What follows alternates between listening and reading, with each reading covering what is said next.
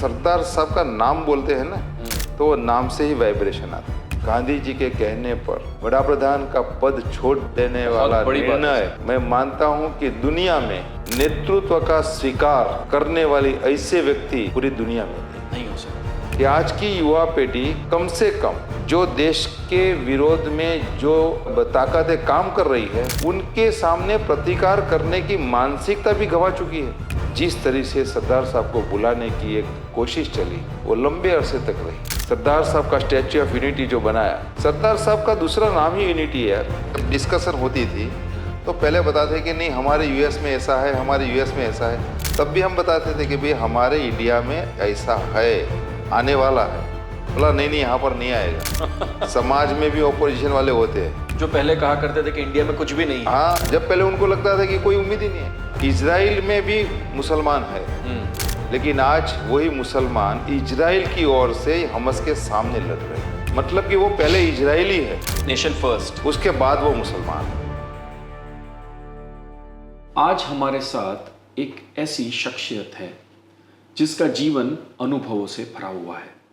एक सामान्य किसान परिवार में से आए, बीएससी एग्रीकल्चर किया, बैंक में नौकरी की, first generation real estate developer बने, सामान्य वर्ग के लोगों के लिए आईएएस आईपीएस का कोचिंग सेंटर चालू किया और उसके बाद विश्व उम्या फाउंडेशन की स्थापना की। हमारे साथ आज हैं आरपी पटेल। आरपी पटेल साहब, हमारे साथ जुड़ने के लिए बहुत बहुत शुक्रिया। सर नमस्कार, धन्यवाद। सर, आपके पूरे जीवन पर सरदार साहब का बहुत प्रभाव लगता है। जैसे आपने बताया कि आपने 4-5 महीने पहले उन पर बहुत अच्छा रिसर्च किया, उनके बारे में और जाना। तो आपके हिसाब से सरदार साहब के लिए जो लोगों का प्रेम आज भी है वो क्यों है? सरदार साहब आज भी इतने रेलिवेंट क्यों हैं और आज के युवाओं को सरदार साहब से क्या सीखना चाहिए? सरदार साहब का एक मैं बात बोलूं कि आप बोलो या मैं बोलूं, सरदार साहब का नाम बोलते हैं ना तो वो नाम से ही वाइब्रेशन आता है। सही बात। पहली बात तो यह है, सरदार का मतलब ही होता है लीडर। अब जब लीडर की बात आती है ना तो उनमें उम्मीदें भी बनती हैं और उनके साथ फर्ज भी होता है। सही बात है सर। या तो आप खुद लीडर बनो या तो लीडर न बनो, तो जो लीडर बोलता है वो करो। तो दोनों में कुछ न हो तो कुछ तो होता ही है, या तो बनो या करो। सरदार साहब की जो विचारधारा रही है, सरदार साहब के जीवन में सरदार साहब ने जो कुछ किया है ना वो इतने मतलब मक्कमता से किया है। Clarity of thoughts. उनके विचार जो थे वो राष्ट्र के प्रति इतने डेडिकेटेड थे कि उसमें किसी को सवाल करने की गुंजाइश ही नहीं थी। सरदार साहब जब बोलते थे तो मतलब वो अपने दिल से बोलते थे, लेकिन उनमें क्लैरिटी थी दिमाग की। दिल से बोले गए शब्द भी दिमाग से निकलते थे और वो दिमाग से जो शब्द निकलते थे ना वो देश के हित में रहते थे। वो कम से कम 25-50 साल दूर की देखते थे, जबकि उस टाइम के जो भी लीडर्स थे सरकार में उनकी सोच ज़्यादा से ज़्यादा 2-4 साल की रहती होगी। सरदार साहब का ऐसा नहीं था। मुझे आज भी वो किस्सा याद है कि सरदार साहब भारत पाकिस्तान का जब डिवाइडेशन होना था तो उसका डिक्लेरेशन जो होना था, तो जब तक डिक्लेरेशन एक और डिक्लेरेशन की प्रतीक्षा की जा रही थी और दूसरे और सरदार साहब देख रहे थे कि पंजाब का होशियारपुर डिस्ट्रिक्ट कहाँ किस में जाएगा, क्योंकि जम्मू कश्मीर जाने का एक ही वो रास्ता था। तो जबकि वो डिसीजन नहीं आया था उसके पहले तो उन्होंने उस रास्ते को रिपेयर करवाने की सब सोच ली थी। इतना लंबा सोच सरदार साहब के अलावा किसी के नहीं थे। सरदार साहब में देश के प्रति जो जज्बात थी, जो जज्बा था, जो जुनून था, उनके जो विचार थे ना वो विचार ही एक राष्ट्र चेतना का प्रतीक है। सही बात है सर। गांधी जी के विचारों से वो प्रेरित हुए, उसमें कोई शक नहीं है। जबकि वो वकीलात करते थे, वकीलात में सरदार साहब जहाँ भी वकीलात करते थे, जिनका भी केस लेते थे, तो केस देने वाला वो समझ जाता था कि मैं जीत गया। इतने अच्छे वकील इतने थे। अच्छे वकील थे, कॉन्फिडेंस था। वो तो आप सबको मालूम है कि जब चालू कोर्ट में उनकी मिसिस के, उनकी पत्नी का जो डेथ का जो तार आया, फिर भी उन्हें जेब में रखकर उसका जो असील का जो केस अच्छी तरह से लड़ा। मतलब कि इतना एक क्लैरिटी उनकी थी।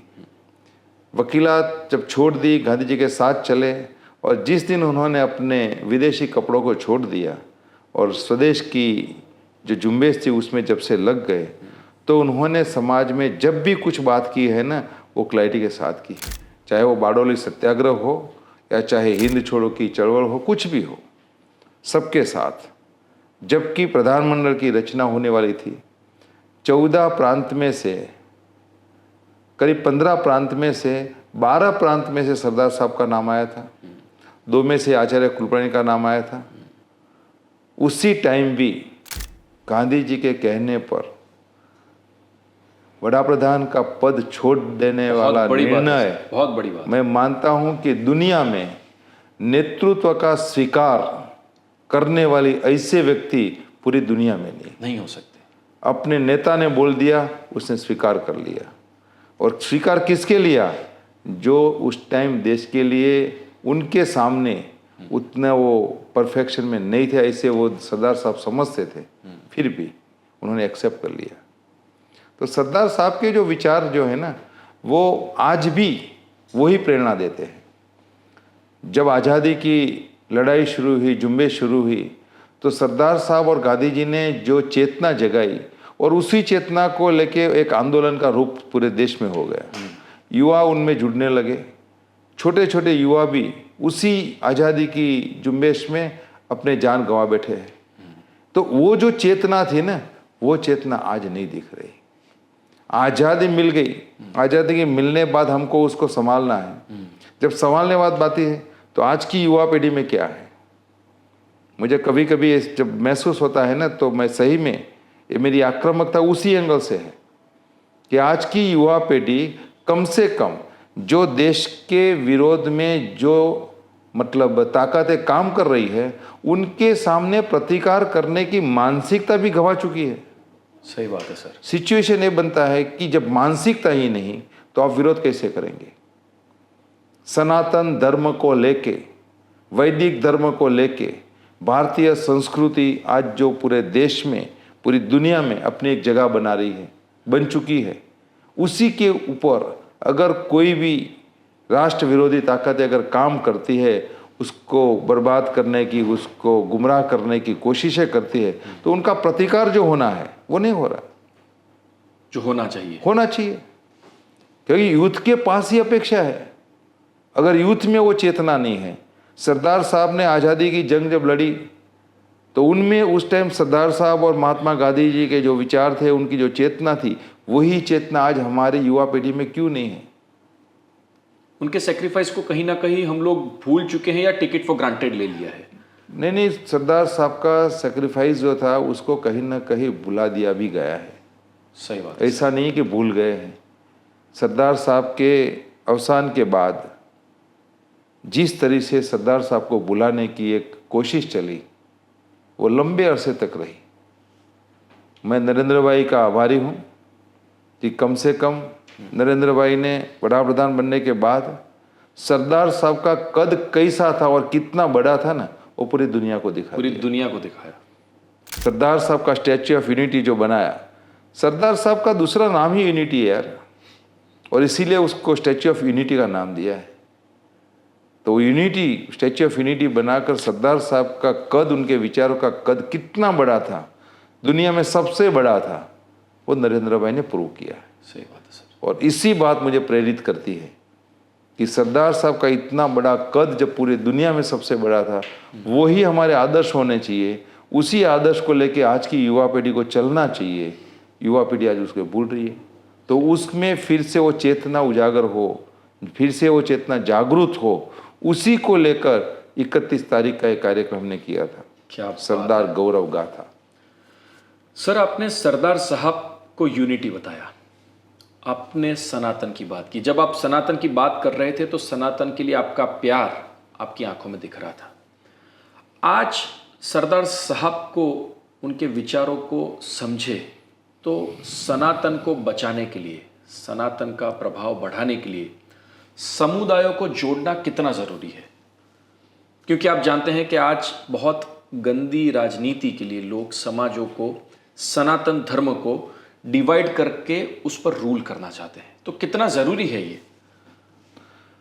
वैसे सनातन धर्म जो है वो सही में एक जिंदगी जीने की एक कला है। सही बात है सर। सनातन धर्म का मतलब वो नहीं है कि वो कोई चौक्कस स्पेसिफाइड बॉर्डर से बंधा हुआ कोई धर्म है। सर मुझे तो लोग पूछते हैं सनातन मतलब क्या, मैं उनको बहुत समझाता हूं कि सनातन मतलब वो लोग जो बोलते हैं नेशन फर्स्ट, भारत पहले बाद में सब कुछ। वैदिक धर्म को अगर आप पढ़े तो जो वैदिक धर्म में जो बताया गया है वो सबसे पहले है कि आपका धर्म क्या है। भगवान श्री राम जब द्वापर युग में जब हुए तो उन्होंने अपने जीवन से सभी धर्म सभी दुनिया को सिखाया है। उनको कहने की जरूरत नहीं पड़ी कि ये धर्म ये कहता है, ये धर्म यह कहता है। उन्होंने करके वो आपको दिखा दिया कि आपको ऐसी तरह से जीना है। सही बात है सर। भगवान श्री राम ने पितृधर्म क्या होता है वो दिखाया है, भातृधर्म क्या होता है, सखा धर्म क्या होता है, पत्नी धर्म क्या होता है, सब कुछ अपने जीवन में से ही सबको दिखाया है। तो मतलब सनातन धर्म एक ऐसा धर्म है वो जो है ना उसी में से सीखना है। वो सनातन धर्म किसी पर हावी नहीं हो रहा, वो धर्म है। धर्म का मतलब क्या है? आपके जीने की जो एक पद्धति, जो एक नीति होनी चाहिए, जो एक आपका जीने का जो मकसद होना चाहिए, उसको सही दिशा देने वाला जो कोई धर्म है तो वो सनातन धर्म है। अब उसको खत्म करके कुछ लोग अपने हिसाब से वो समाज चले उसके लिए जो कोशिश करते जा रहे हैं उसे वो धर्म बताते हैं। और अपना वो कोशिश है, अपना कुछ प्रभुत्व जताने के लिए जो कोशिशें की जा रही है ना, उसके लिए वो सनातन धर्म की एक जो प्रणाली का है, एक जो पद्धति है, उसको कैसे खत्म की जाए, उसको कैसे उसकी असर कम की जाए, उसके लिए सब लगे हुए हैं। सही बात है सर। जबकि इतनी हमारी पौराणिक वैदिक धर्म की भारतीय संस्कृति आज समग्र दुनिया में स्वीकृत हो रही है, उसका इम्पोर्टेंस आज हम नहीं जानेंगे तो कौन जानेगा?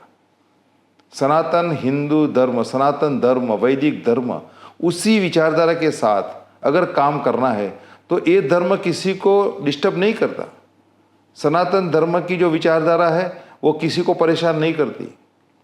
लेकिन जो लोग को अपने हिसाब से उसको खंडित करके अपना कुछ करना है वो लोग उसे ऐसे बता रहे कि सनातन में यह है सब कुछ। सही बात है सर। इसीलिए मैं मानता हूं कि हिंदू संस्कृति, भारतीय संस्कृति को उजागर करने के लिए हमें कुछ न कुछ तो ऐसा करना ही रहना पड़ेगा।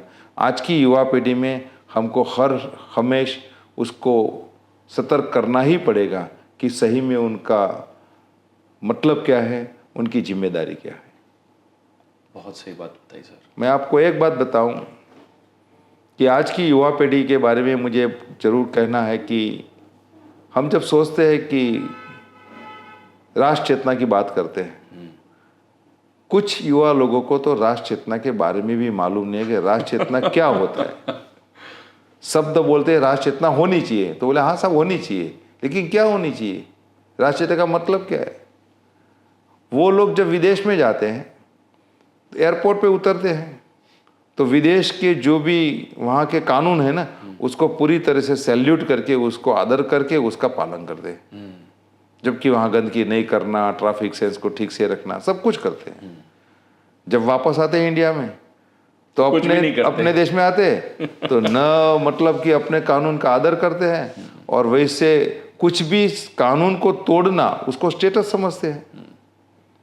यही प्रॉब्लम है। राष्ट्र चेतना का मतलब है अपने नेशन के लिए सबसे पहले एक जिम्मेदार बनो, उसके लिए जो कुछ के कानून है उसको रिस्पेक्ट करो। आज स्वच्छता झुंबेश करने की जरूरत क्यों पड़ती है? पर्यावरण बचाओ झुंबेश क्यों करनी पड़ती है?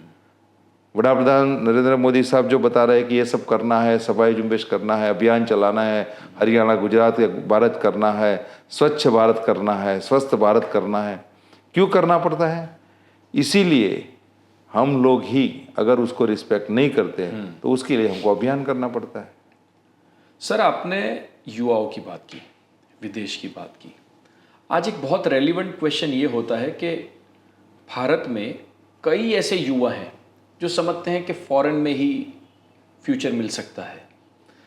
तो उन युवाओं के लिए आपके विचार क्या हैं? क्या आपको लगता है कि शायद 10-20 साल पहले भारत में जो अपॉर्चुनिटीज़ नहीं थी वो आज है? आपके इस पर तटस्थ विचार क्या रहेंगे? मैं पूरी क्लैरिटी के साथ बताऊं कि करीब 20 साल पहले ऐसा लगता था कि भारत में भविष्य नहीं है युवाओं को। यहाँ जिस तरह से भारत में कानून व्यवस्था जो रहती थी, जिस तरह से दंगे फसाद रहते थे, जिस तरह से अपने ही अधिकारों पर जो अतिक्रमण रहता था, तब सभी को लगता था कि हमारी कैरियर यहाँ पर नहीं है। उसी टाइम विदेशों में एक अच्छी अपॉर्चुनिटी मिल रही थी 20 साल पहले। हाँ, जबकि वहाँ जाने के बाद नौकरी भी मिल जाती थी, सपोर्ट भी मिल जाता था, काम भी करते थे। डॉलर की हिसाब से जो यहाँ पर वो डॉलर बेचते थे तो वो भी बड़ी रकम दिखती थी। तो सबको लगता था कि एक अच्छी अपॉर्चुनिटी विदेशों में है और सब जाते थे। आज भी जा रहे हैं, लेकिन अभी वो फ्लो थोड़ा कम हुआ है। सिचुएशन अब बदली यहाँ पर है। मैं पूरी क्लैरिटी के साथ कहता हूँ कि नरेंद्र भाई के आने के बाद सिचुएशन में बदलाव जरूर आया है। सही बात है सर। एक यकीन हुआ है कि राष्ट्र अब बचेगा। एक विश्वास हुआ है कि यहाँ अपॉर्चुनिटी बढ़ती जाएगी। वैसे कि आज दिखते हैं तो जो मैन्युफैक्चरिंग हब आज इंडिया में, गुजरात में बढ़ता रहा है। पहले यहाँ से मेजॉरिटी जो बात थी वो इंपोर्ट करने वाली बात थी। आज माइंड सेटअप एक्सपोर्ट करने का हुआ है। सही बात है सर। तो ये जो मतलब आपका मानसिक बदलाव जो आया है ना, वो ड्यू टू नरेंद्र भाई, उसमें मैं बेशक बोल सकता हूँ। क्योंकि आपकी सोचने की जो पद्धति है उसमें जब तक उसकी सोच नहीं बदलेगी ना तो आप कुछ नहीं कर पाओगे। सही बात है सर। उन्होंने जब विचार रखा कि स्वदेशी को अपनाइए, अपने ही जो रिसोर्सेस है उनमें से आप प्रोडक्शन कीजिए, उनमें से आप कुछ अच्छा कीजिए, तो उसी हिसाब से आज जो मैन्युफैक्चरिंग हर किसी इंस्ट्रूमेंट का हो रहा है, तो वो जो बदलाव आया है ना, तो वो इंपोर्ट वाली जो नीति थी वो एक्सपोर्ट में ट्रांसफ़र हो रही है। आज यूएसए हो, यूके हो और कोई भी कंट्री पकड़ लो, वहाँ की जो इकोनॉमी है और इंडिया की जो इकोनॉमी है, आने वाले 10 साल इंडिया के ही है। क्योंकि यहाँ पर जो रिसोर्सेस है, जो मैन पावर है, उसका इस्तेमाल अगर हम करें तो यहाँ से जो प्रोडक्शन करके हम वहाँ पर एक्सपोर्ट करें तो उसका एक ज़बरदस्त प्रभाव बनने वाला है। सर, विश्व उमिया फाउंडेशन तो विदेश में भी काम करता है, वहाँ पर भी आपके डायरेक्टर्स वगैरह हैं। आज जब हम खबरों में पढ़ते हैं कि जैसे कनाडा है, वहाँ पर जॉब्स नहीं है, अमेरिका है, जॉब्स नहीं है। जब आज से 5 साल पहले तक जब वहाँ पर 1% इंटरेस्ट रेट हुआ करता था, आज उससे कई गुना ज़्यादा है। तो क्या वहाँ के लोग, आप अब इंडिया को कैसे देखते हैं एज ए अपॉर्चुनिटी? आपने जो बात बताई कनाडा की, गुजरात से काफ़ी लोग कनाडा जा रहे हैं, जाते हैं, आज भी जा रहे हैं। विश्व उमिया फाउंडेशन ने जब ये देखा कि गुजरात के या तो भारत के लोग विदेश में ज़्यादा जा रहे हैं स्टडी के लिए, तो उनको वहाँ सुविधाएं उपलब्ध नहीं होती है, वो उनको कठिनाई का सामना करना पड़ता है। तो हमने सोचा कि जब आज विश्व उमिया फाउंडेशन गुजरात में, इंडिया में काम कर रहा है, यूएसए में काम कर रहा है, यूएसए में 30 स्टेट में काम कर रहा है। क्या बात है सर। कनाडा के 21 स्टेट में काम कर रहा है, यूके में काम कर रहा है, ऑस्ट्रेलिया में काम कर रहा है, अफ्रीका में भी काम कर रहा है। तो हमने एक ऐसी सिस्टम बनाई कि कोई भी भारतीय अगर मान लो कि इस कंट्री में अभ्यास के लिए अगर आता है और उसको अगर किसी हेल्प की ज़रूरत है तो उसको हम सपोर्ट करें।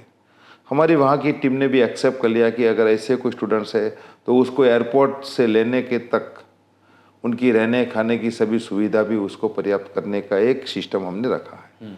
यहाँ तक कि वहाँ की यूनिवर्सिटी में हमने विश्व उमिया फाउंडेशन के ब्रांड एम्बेसडर भी नियुक्त किए। क्या बात है सर। यस, ताकि उसी यूनिवर्सिटी में अगर कोई स्टूडेंट जाता है तो उसका पूरा देखभाल वही एम्बेसडर लोग करते हैं। तो एक पूरी सिस्टम हमने बनाई, उसके हिसाब से करीब 2-3 साल से सब जाते हैं, उनको सब हेल्प मिलती है। आज वो ऑटो मोड में चला गया है, जो लोग गए हैं वो जो आने वाले हैं उनको सपोर्ट करते हैं। लेकिन करीब 6 महीने से जो हमें मैसेज मिलते हैं, वहाँ की जो सिचुएशन में बदलाव आया है कि वहाँ अभी जॉब कम हो गई। जॉब कम हो गई है, उसके साथ साथ वहाँ का जो रेसिडेंशियल एक्सपेंस है वो बढ़ गया है। खाने की कॉस्ट में काफ़ी बढ़ोतरी हुई है। मतलब कि अभी वहाँ सर्वाइवल करना मुश्किल हुआ, जो पहले नहीं था। पहले नहीं थी, इतना नहीं था। चैलेंजेस पहले भी थी लेकिन इतनी नहीं थी। अगर सपोर्ट मिल गया तो वो चैलेंजेस को अपने आप वो उसको सॉल्यूशन में ले जा सकते थे। आज वो चैलेंजेस बढ़ गई। सिचुएशन ये बनी है कि यहाँ से जो भी स्टूडेंट्स वहाँ जाते हैं उनके लिए सर्वाइव होना मुश्किल होता है। यहाँ से कम उनके पास पैसे नहीं है, कुछ रकम आसपास से लेके वो जाए हैं, वहाँ पर गए हैं। अब वहाँ जाके सिचुएशन जो बनती है ना, फिर उनमें फ्रस्ट्रेशन आता है और उसी फ्रस्ट्रेशन के हिसाब से कोई ना कोई या तो सुसाइड करता है या तो गलत रास्ते पे चलते हैं।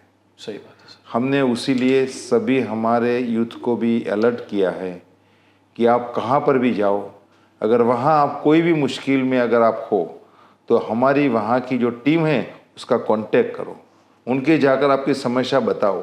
हम जरूर उसमें मददरूप होने की पूरी कोशिश करेंगे। लेकिन यहाँ से वहाँ जाने का जो एक जर्नी जो है उसमें अब थोड़ा ब्रेक होना बहुत ज़रूरी है। सर, आपने यहाँ से वहाँ जाने वालों की बात की, पर जो लोग वहाँ से यहाँ इन्वेस्ट करना चाहते हैं, जैसे मैंने अभी एक ट्वीट पढ़ा था, निखिल कामत करके हैं, ज़ेरोदा करके इंडिया की बहुत बड़ी कंपनी है, उसके फाउंडर हैं। उन्होंने अपनी ट्वीट में लिखा था कि उनके जान पहचान वाले कई लोग इंडिया में इन्वेस्ट करना चाहते हैं। उनको लग रहा है कि शायद फॉरेन से ज़्यादा अपॉर्चुनिटी और फ्यूचर इंडिया में है। क्या आप भी ये चीज़ों को महसूस करते हैं अपने आजू बाजू के लोगों से? सर, महसूस नहीं करते, वो इम्प्लीमेंट हो चुका है। क्या बात है। करीब 5 साल से जो यूएस में हमारे जितने भी संस्था के साथ जुड़े हुए जो लोग हैं ना, करीब 5 साल से अब जो वहाँ पर इन्वेस्ट करते थे उन्होंने वापस हिंदुस्तान में यहाँ पर गुजरात में इन्वेस्टमेंट करना शुरू कर दिया है। उनको जो पहले लगता था कि नहीं, जो जब डिस्कशन होती थी तो पहले बताते कि नहीं हमारे यूएस में ऐसा है, हमारे यूएस में ऐसा है। तब भी हम बताते थे कि भाई हमारे इंडिया में ऐसा है, आने वाला है। बोला नहीं यहाँ पर नहीं आएगा। आज वही लोग मानते हैं कि यार आरपी साहब बता रहे थे, आप तो ऐसे होने लगा है। अब सही बात है सर। तो मतलब सिनारियो चेंज हुआ है, इकोनॉमी चेंज हुई है, उम्मीदें बढ़ी है, सिस्टम में बदलाव आ रहा है। ये सब बातें लेकर आज भी मतलब जो यूएस में है, ज़्यादातर यूएस में और यूके में मैं इसलिए बता रहा हूँ कि काफ़ी जनरेशन वहाँ ऑलरेडी काफ़ी टाइम से है। अब वो जनरेशन भी इंडिया को एक अपॉर्चुनिटी के तौर पे अब देखने लगी है, तो उनका झुकाव भी यहाँ पर इन्वेस्टमेंट करने के मतलब फेवर में रहते हैं। हमको पूछते भी रहते हैं कि कहाँ करना चाहिए, कैसे करना चाहिए, और उसी हिसाब से उन्होंने स्टार्ट कर दिया है। और मैं मानता हूँ कि आने वाले समय में इसमें काफ़ी बढ़ोतरी होगी। क्या बात है सर। क्योंकि अभी जो मतलब इंडिया जिस तरह से उभर रहा है उसमें कोई बेमत नहीं है। क्योंकि इतने सालों के बाद, जो मैंने पहले बताया कि उपहास होता है, विरोध होता है, उसके बाद स्वीकार होता है और उसके बाद सहकार होता है। सेम स्थिति आज सरकार भी वही है। सरकार जो कुछ स्टेप ले रही है तो सबसे पहले क्या होता है, मजाक उड़ाई जा रही है। उसके बाद क्या होता है, उसका विरोध होता है। जब उनको मालूम पड़ता है कि नहीं बात में दम है, तब जाके वो कहते हाँ चलो ठीक है यार, कुछ अच्छा हो रहा है, और तब जाके किसी और को बोलेंगे नहीं करना चाहिए। आज वो सिचुएशन हो चुकी है कि अगर कोई भी अगर आपके विचारों से खिलाफ भी है, उनको भी अगर पूछा जाए तो वो एक बार तो बताएगा कि नहीं अभी इंडिया में कर सकते हैं, इन्वेस्टमेंट करना चाहिए, अभी इंडिया ग्रोइंग हो रहा है। जब आपके ऑपोजिशन वाले भी बोल रहे हैं, ऑपोजिशन का मतलब मैं पॉलिटिकल सीट नहीं कर रहा, समाज में भी ऑपोजिशन वाले होते हैं, जो पहले कहा करते थे कि इंडिया में कुछ भी नहीं है। हाँ, जब पहले उनको लगता था कि कोई उम्मीद ही नहीं है। समाज में भी ऐसे लोग होते हैं। मैं एक बात सही बताऊं, जो मेरा अनुभव है, समाज के लोग होते हैं या तो जो पॉलिटिक्स में नहीं है, ऐसे लोग क्या होते हैं जनरली, सुबह उठते हैं, पेपर पढ़ते हैं और पेपर पढ़ के उसमें कुछ आता है तो अपने बीवी को बूम लगाकर बोलेंगे, अरे देखो यार ये कैसा है, साला देश में क्या हो रहा है, ये गलत हो रहा है। और फिर अपने 2-4 सजेशन अपने बीवी को सुना देगा और उसके बाद चाय पी लेगा, फिर वो तैयार होके खाना खा के ऑफिस चला जाएगा।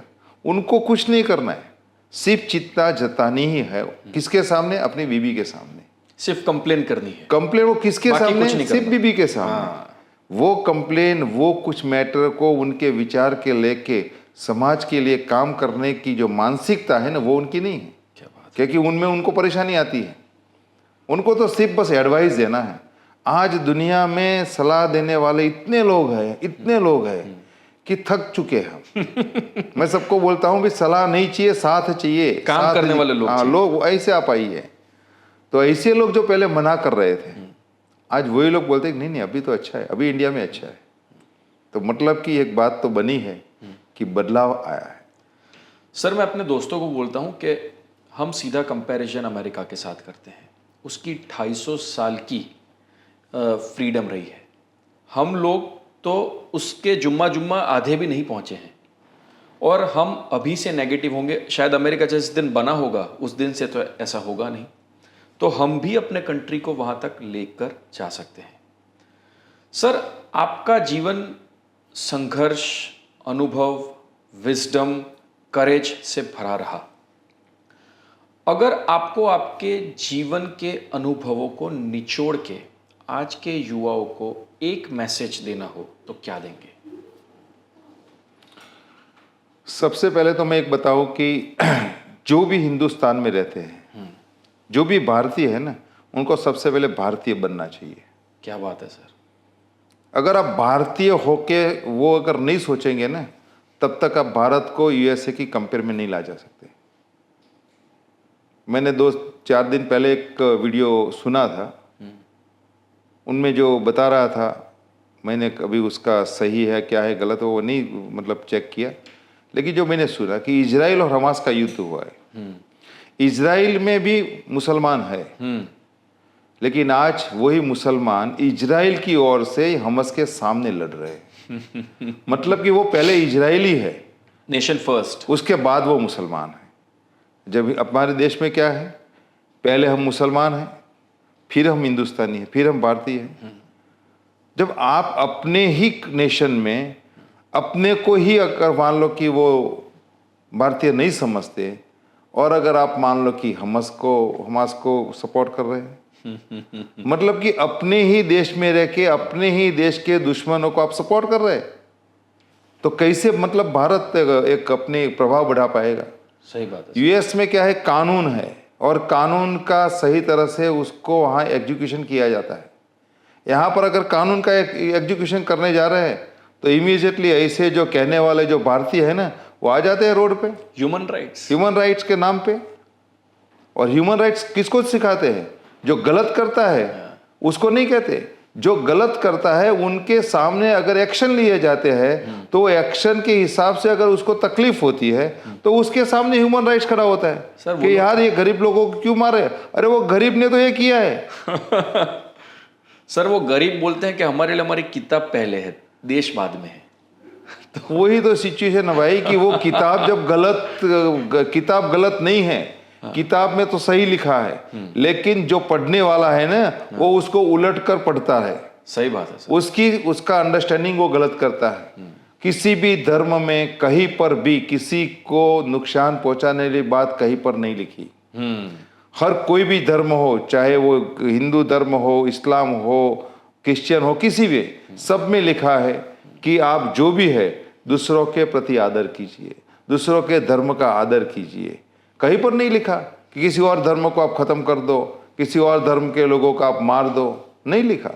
लेकिन ये जो उग्रवादी है, ये जो आतंकवादी है, ये जो अपने प्रभाव को बढ़ाकर अपना ही कुछ करना चाहते हैं, वो लोग ऐसे ठोक रहे हैं। करना है क्या करेंगे? तो मेरा कहना है कि सबसे पहले भारतीय होना जरूरी है। जिस देश में आप रहते हो उस देश के लिए वफादारी वो आपके ब्लड में होनी चाहिए, और वही वफादारी को लेकर अगर आप जो कुछ करते हैं तो आपको वो देखना है कि मैं जो कुछ कर रहा हूँ उससे मेरे देश को नुकसान हो रहा है या उसका नुकसान हो रहा है, तो मुझे नहीं करना, या नहीं करना ऐसा नहीं, नुकसान अगर मैं नहीं कर रहा हूँ कोई और कर रहा है तो उसके खिलाफ मुझे खड़ा रहना है।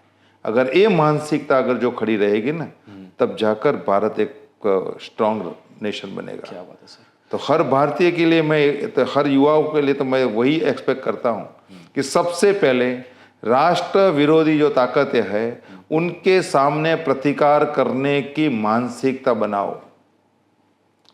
वो मानसिकता बनेगी तब जाकर प्रतिकार करोगे। सही बात है सर। आप किसके लिए करते हैं? आपके नेशन के लिए करते हैं। पहले नेशन है, उसके बाद आपका समाज है, उसके बाद आपका परिवार है, और उसके बाद आप हो। आज सिचुएशन बदल दी है, सबसे पहले मैं हूं, बाद में मेरा परिवार है, फिर मेरा समाज है, फिर नेशन। नेशन को लास्ट में रखते हैं। सिचुएशन ही बदल दी है। मतलब यूथ में आज एक अपेक्षाएं है, यूथ में आज एक पावर है। वही यूथ हमारा भविष्य भी है, ताकत भी है, सब कुछ है। तो उनमें जो मानसिकता में बदलाव लाना बहुत जरूरी है। सब लोग साथ मिलकर अगर इस बात को हम ले जाए तो अवश्य रहेंगे। और उसी के साथ जो सनातन धर्म की जो विचारधारा है ना, वो विचारधारा हमको यही सिखाती है कि आप अपने धर्म के लिए और अपने राष्ट्र के लिए ही जीना सीखो। उसके साथ रहना है, उनके लिए काम करना है। उसके खिलाफ अगर कुछ भी होता है तो चुप नहीं बैठना। अगर आप चुप बैठते हो तो भी आप गुनहगार हो। चुप रहना मतलब जुल्म सहना, वो भी पाप है। आप उनमें मत जाइए। भारत में इतिहास देख लो, जहां पर भी आप चुप रहे हैं वहां पर आपने हमेशा खोया ही है। अगर आप निकल पड़े हैं तो आपने वहां से कुछ पाया है। आज मैं महाराणा प्रताप को याद करता हूँ, छत्रपति शिवाजी महाराज को याद करता हूँ। हमने 31 अक्टूबर को उनके सभी वंशजों को लाके जो उनका सम्मान किया, तो सबके सामने एक गौरव फील किया। पूरे देश को एक मैसेज भी दिया कि हमारे धर्म के ऐसे लोग जिन्होंने अपने धर्म के लिए अपने जान कुर्बान किए हैं। उन्होंने मतलब भौतिक सुखों को प्राधान्य नहीं दिया, उन्होंने सिर्फ और सिर्फ अपने देश के लिए, अपने धर्म के लिए वो जिए हैं। ऐसी हमारी परंपरा रही है, और उसी परंपरा के, उसी देश के हम नागरिक हैं, तो हमारे में भी वही एक जुनून तो होना चाहिए। क्या बात है सर। यूथ में तो अवश्य होना चाहिए। हो सकता है कुछ बड़े लोग में अगर नहीं भी होता, लेकिन यूथ में तो ये उम्मीद नहीं हो सकती सर। सर आपकी बातें और एनर्जी से मैं भी एनर्जी से भर गया हूँ। पर मैं आशा रखता हूँ कि सर की तरह आज हमारा युवा भी अपने देश के लिए, समाज के लिए, समुदाय के लिए आगे आए। और जिस तरह से सर ने अपने क्रांतिकारी विचारों से इस सोसाइटी को देने का एक बहुत ही श्रेष्ठ प्रयत्न किया है, वैसे दूसरे लोग भी करें। आरपी सर, हमसे जुड़ने के लिए बहुत बहुत शुक्रिया। धन्यवाद, बहुत बड़ा धन्यवाद। Thank you.